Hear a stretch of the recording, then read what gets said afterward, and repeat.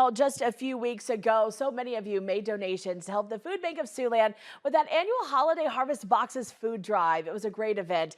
And this week, volunteers are using the items you donated to fill up more than 1,000 boxes to be handed out to those in need.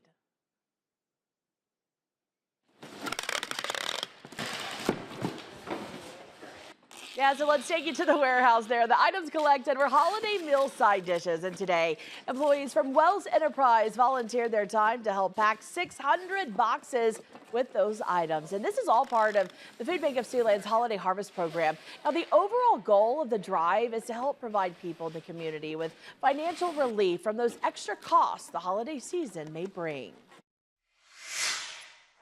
We've really found that there's an uptick in pantry visits over the holiday season. So to be able to provide just any kind of, supplemental budgeting, anything, it's just really awesome to be able to say that we've had a part in and just be able to help those families kind of get through the holiday season.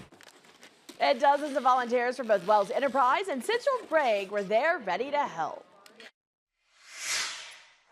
We understand the unique role that the food bank plays in the community and really want to be supportive of, all of what they do. And it's a great opportunity for us just to get involved and be part of the great things that are happening.